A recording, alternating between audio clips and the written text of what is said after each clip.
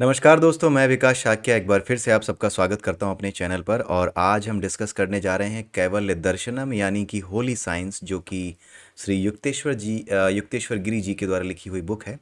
उस बुक का जो दूसरा चैप्टर है, उस दूसरे चैप्टर का आखिरी श्लोक। इस दूसरे चैप्टर का टाइटल, जैसा कि आपको पता है, अभीष्टम है। अभीष्टम यानी वो जो कुछ आपको प्राप्त करने की कोशिश करनी चाहिए जीवन में। यदि कुछ प्राप्त करना है तो जो अभीष्ट होना चाहिए आपके जीवन का, वो क्या है, वो इस चैप्टर में बताया गया है। और वो अभीष्ट क्या है? वो अभीष्ट है परम स्वरूप, परम चेतना रूप, आपका जो वास्तविक स्वरूप है, जो आनंद स्वरूप है, सतचित आनंद स्वरूप है, उसे प्राप्त करना। ये आपके जीवन का अभीष्ट होना चाहिए। पिछला वीडियो जाकर के देख लीजिएगा, उसमें बहुत ही इंपॉर्टेंट श्लोक इस चीज़ से रिलेटेड डिस्कस किए गए थे। ये जो बुक है होली साइंस, इस होली साइंस बुक में चीज़ों को साइंटिफिक वे में एक्सप्लेन किया गया है, लेकिन जो बेसिक साइंस था वेदों का, उस बेसिक साइंस को ऑलरेडी ही एक्सप्लेन कर दिया गया है पहले ही चैप्टर में। दूसरे चैप्टर के आगे अब आखिरी चैप्टर तक, मतलब 4 चैप्टर हैं इसमें। इन सभी चैप्टर्स में जो बातें बताई जाएंगी वो उसी के ऊपर बिल्ड ऑन है। और चीज़ें समझना बहुत मुश्किल नहीं है, बट वो जो शुरुआत में हमने डिस्कस किया था, वो हर जगह नहीं मिलती चीज़ें। वो चीज़ें आपके लिए समझना बहुत ज़रूरी है। इसलिए उन वीडियोज़ को आप जा कर के ज़रूर देखिएगा। और इन वीडियोज़ को आगे आने वाली वीडियोज़ तभी आपको समझ में आएंगी जब आप पिछली वीडियोज़ सही से देख लेंगे। ठीक है, आइए देखते हैं जो 22वां सूत्र है, जिसमें युक्तेश्वर गिरी जी जो है आखिरी चीज़ बता रहे हैं। कुल मिलाकर के ये बताने की कोशिश की जा रही है कि मनुष्य को मोक्ष की प्राप्ति कैसे होती है, यानी कि मनुष्य अपने ही सतचित आनंद रूप को देख कैसे पाता है। मोक्ष का मतलब ये नहीं है कि आपको कहीं जाना है और दोबारा आपका जन्म नहीं होगा। परमात्मा तो स्वयं हमेशा से मुक्त है। परमात्मा तो किसी बंधन में नहीं बंधा, उसके बाद भी वो अवतार लेते हैं ना। इसका मतलब है कि मुक्ति की जो अवधारणा है कि एक बार मुक्त हो गए तो जन्म नहीं होगा, ये पूरी तरीके से सटीक नहीं बैठती। सही चीज़ ये है, अगर आप वाकई में सभी उपनिषदों में और भगवत गीता में भी अगर आप समझें और उपनिषदों के माध्यम से भी आप समझें, तो आपको ये समझ में आएगा कि मोक्ष का मतलब ये नहीं है कि आपका दोबारा जन्म ही नहीं होगा या फिर आपको मरने के बाद ही मोक्ष मिलेगा। मोक्ष का मतलब होता है परम स्वतंत्रता को प्राप्त कर लेना। और जो व्यक्ति मोक्ष प्राप्त कर लेता है, वो अपनी मर्जी से, उसकी आत्मा जो होती है वो अपनी मर्जी से समय के तारों पर चढ़ना और उतरना सीख जाती है। यानी अपनी मर्जी से वो जन्म लेना और अपनी मर्जी से शरीर त्यागना सीख जाती है। ठीक है, उसी को अवतार कहते हैं। ठीक है, तो कुल मिलाकर के होता कुछ ये है कि आपको ये पता होता है, अगर आप मुक्त हो गए हैं तो कोई आत्मा जब इस संसार में आती है, मुक्त आत्मा जब इस संसार में आती है, जन्म लेती है, तो उसे पता है कि वो पैदा नहीं हुई है, वो आई है। उसने स्वयं चुना है इस जीवन को, जिस जीवन में इस जन्म में वो आई है। तो ये फ़र्क हो जाता है एक मुक्त व्यक्ति और एक बंधन में पड़े व्यक्ति में। बंधन में पड़ा व्यक्ति कभी जान नहीं पाता कि वो इस संसार में आया है कि लाया गया है, कि कहाँ से आया है, जन्म से पहले उसकी क्या स्थिति थी, क्या नहीं थी, ये कुछ वो अनुभव नहीं कर पाता। लेकिन जो आते हैं, उन्हें धीरे धीरे करके ये प्रकृति, ये सारी ऊर्जा, ये जो परम ऊर्जा है, वो धीरे धीरे करके उसे ये एहसास दिला देती है। उसे सब कुछ, उसके बारे में जो कुछ पहले से था, नहीं था, वो सब कुछ उसे एहसास करा देती है। तो इस तरीके से उसको अपना सब कुछ पता चल जाता है और वो जान जाता है कि वो लाया नहीं गया है, वो पैदा नहीं हुआ है, वो आया है। ठीक है, ये फ़र्क होता है मोक्ष और बंधन में। तो मोक्ष का मतलब होता है, मोक्ष का मतलब ये नहीं कि कोई स्थान है जहाँ आपको जाना है। मोक्ष तो आपको हमेशा से प्राप्त है। केवल और केवल आपको अपने ऊपर से मानसिक आवरण, जो आपका अंतःकरण है, जिस अंतःकरण में जो मनोमय कोश जो होता है, उस मनोमय कोश में जो वासनाएं हैं, उन वासनाओं को आपको छोड़ना है, त्यागना है। जैसे ही वासनाओं को त्यागेंगे, वैसे ही आपकी जो जीवात्मा की ऊर्जा है, उस ऊर्जा की जो आवृत्ति है, जो कि उस आवृत्ति से, जो परमात्मा की आवृत्ति से, जो कि आपके भीतर है, उस परमात्मा की आवृत्ति से जो इंटरफियरेंस कर रही थी, वो इंटरफियरेंस जैसे ही समाप्त होगा, वैसे ही क्या होगा, वैसे ही आप अपनी चीज़ों को जानने लगेंगे, अपने वास्तविक स्वरूप को जानना शुरू कर देंगे। क्योंकि अब वो फ्रिक्वेंसी, जो परम ऊर्जा की फ्रिक्वेंसी है, जो परमात्मा की फ्रिक्वेंसी है, वो आपके भीतर पहले से है।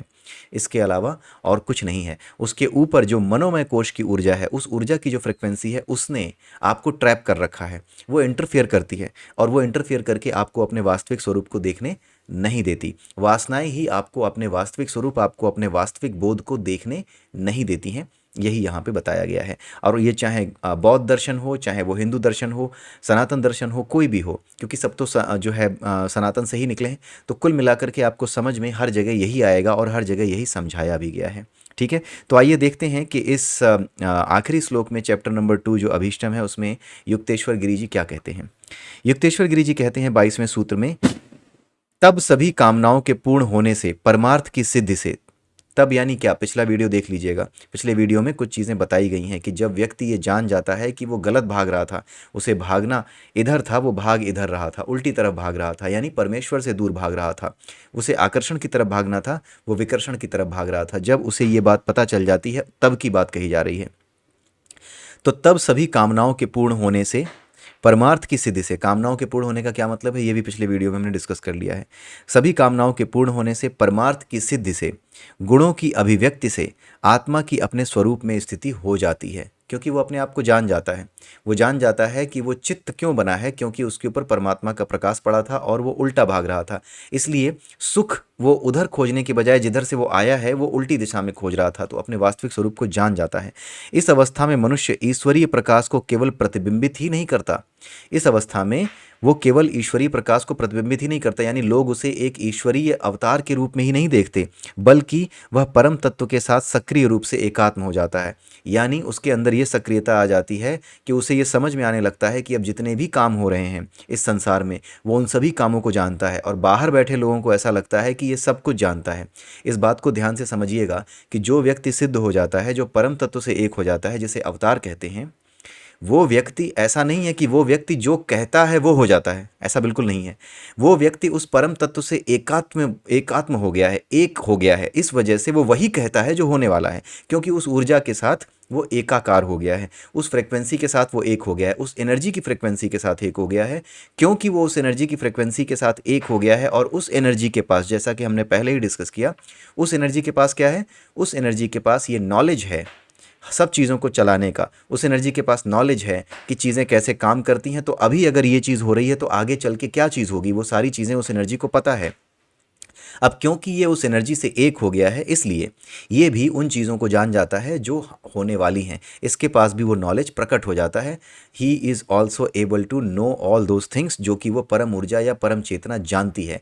तो वो एनर्जी जो कुछ भी जानती है, उस जानकारी का जो टोकरा है, उस जानकारी का जो पिंड है, वो इसके पास भी आ जाता है। उस जानकारी का पूरा जो चिट्ठा है वो इसे भी पता लग जाता है। ठीक है, तो इसका मतलब क्या हुआ कि जो ज्ञानी हो जाता है, जो सिद्ध पुरुष होता है, ऐसा नहीं है कि वो जो कहता है वो होता है, वो वही कहता है जो होने वाला है। और सामने वाले को ये समझ में आता है कि शायद ये इतना सिद्ध है, इतना शक्तिशाली है कि ये जो चाहे अपनी इच्छा शक्ति से कर सकता है।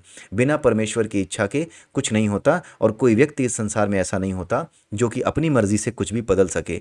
जब भी कोई व्यक्ति इतना सिद्ध दिखाई देता है, तो आप इस बात को समझ जाइए कि वो नहीं कर रहा है, अब वो ईश्वर से एक हो गया है, इसलिए वो वही बोल रहा है, उसी चीज़ की चेतावनी दे रहा है जो होने वाला है। और आप उसको बाहर से नहीं समझ पाते, आपको लगता है कि ये बड़ा शक्तिशाली हो गया है। और ऐसे व्यक्ति कभी कभी थोड़ी सी सिद्धियां प्राप्त करके और ये वापस भटक भी जाते हैं, जिन्हें एहसास हो जाता है कि उन्हें चीज़ें पता लगने लगी हैं, तो वो कई बार भटक भी जाते हैं, वो दुकान खोल के बैठ जाते हैं और लोग इनके पास आने जाने लगते हैं, और फिर उस स्थिति से वो आगे बढ़ने के बजाय फिर और नीचे गिर जाते हैं। ये हो जाता है उनके साथ। इसीलिए बहुत से ऐसे बाबाओं को आपने भारतवर्ष में ही देखा होगा जो अच्छा नॉलेज रखते हैं, अच्छे खासे आगे बढ़े, लेकिन एक दिन ऐसा आया कि वो इन चीज़ों को संभाल नहीं पाए, और कईयों ने तो जेल की यात्रा भी की है। जबकि उनकी बातें अगर आप सुनेंगे तो ऐसा लगेगा कि हाँ, इसे काफ़ी ज्ञान है, लेकिन अंततः वो जेल यात्रा क्यों कर गए, क्यों? क्योंकि ये ज्ञान उन्हें नहीं दिया जाता, और जिसने ये ज्ञान प्रकट कर दिया है, जिसके ऊपर ईश्वर की कृपा हुई है, एक तरीके से अगर वो वापस माया में फंसता है, वापस जानबूझ करके इसका इस्तेमाल करने की कोशिश करता है मायावी तरीक़ों से, माया में फंस करके, तो उसे दंड स्वरूप ये जीवन मिलता है कि वो फिर से भटक जाए। क्योंकि ऐसे लोगों को नहीं दी जा सकती ये जिम्मेदारी जो सभी वासनाओं से मुक्त नहीं है। तो अगर आपने छल कर दिया, एक बार ज्ञान प्रकट होने के बाद दोबारा आपने छल कर दिया, तो फिर वो आपको नहीं मिलेगा, वो आपसे छीन लिया जाएगा। इसी तरीके से छीन लिया जाएगा जैसे आपने कई बाबाओं और कई साधु सन्यासियों को, जो तथाकथित साधु सन्यासी हैं, उनके द्वारा उनसे जो छीना गया है, और आजकल वो कई ऐसे हैं जो जेल की यात्रा भी कर रहे हैं। उनको देख करके आप इस बात को समझ सकते हैं कि क्या हो जाता है। ठीक है, अब यहाँ पर युक्तेश्वर गिरि जी अपनी इस बात का स्पष्टीकरण कर रहे हैं व्याख्या दे करके।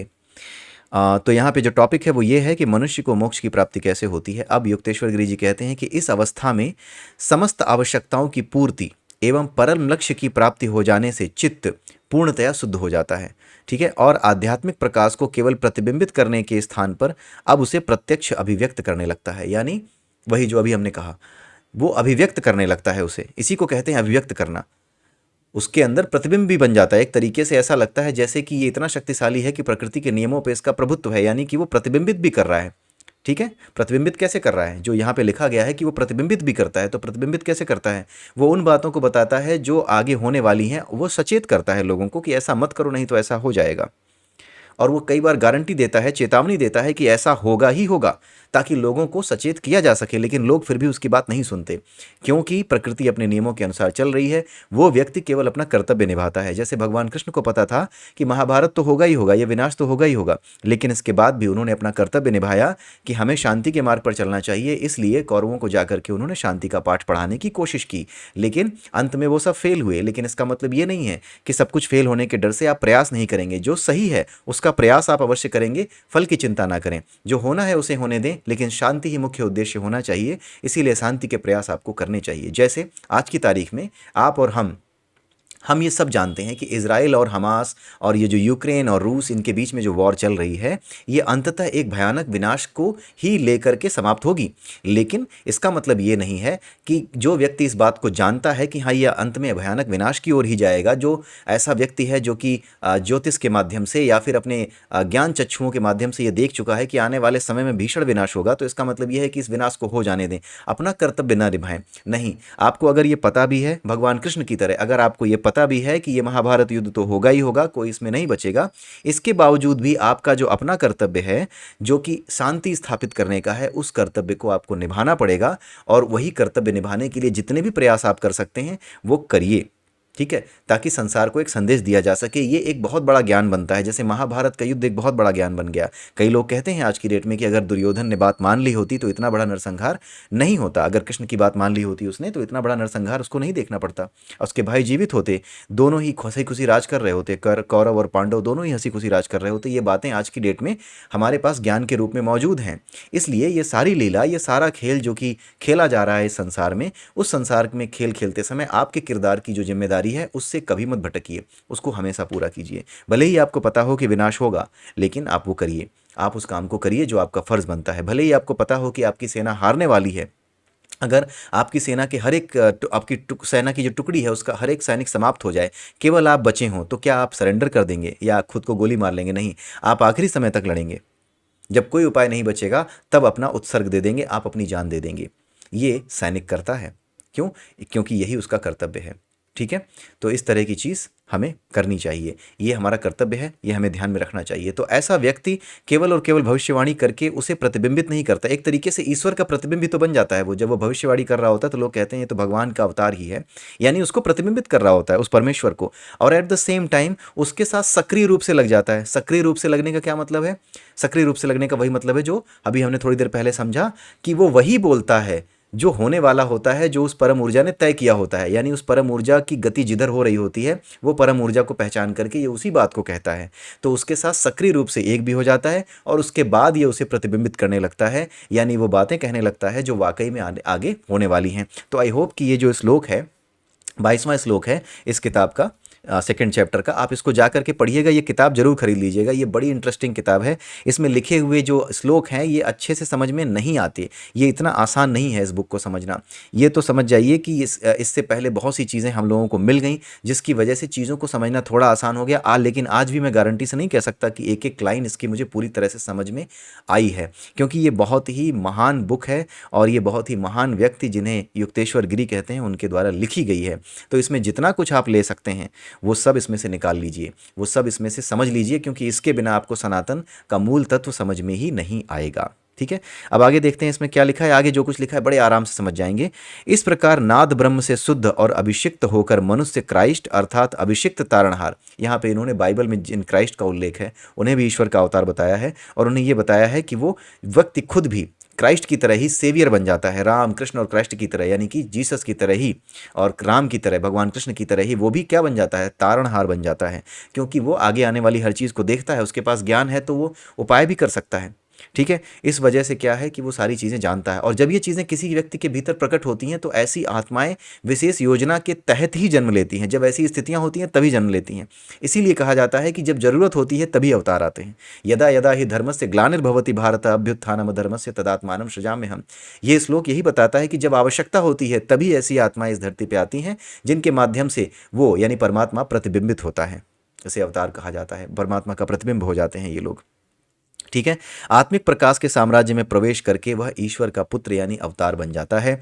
इस अवस्था में मनुष्य को बोध हो जाता है कि वह ब्रह्मांड में व्याप्त सर्वव्यापी प्रणव अर्थात ईश्वर का ही एक अंश है और वह अपने पृथक अस्तित्व की अहंकार की कल्पना को त्याग करके शाश्वत परम तत्व के साथ एक हो जाता है, अर्थात परम पिता ईश्वर में विलीन होकर स्वयं वही बन जाता है। ईश्वर के साथ यह एकात्मता ही कैवल्य है, यानी यही एकात्मता क्या है? मोक्ष है। यही समस्त सृष्टि जीवों का अंतिम लक्ष्य यानी अभीष्ट है। अभीष्ट का मतलब क्या होता है? वो अंतिम लक्ष्य जो आपको प्राप्त करने का प्रयास करना चाहिए।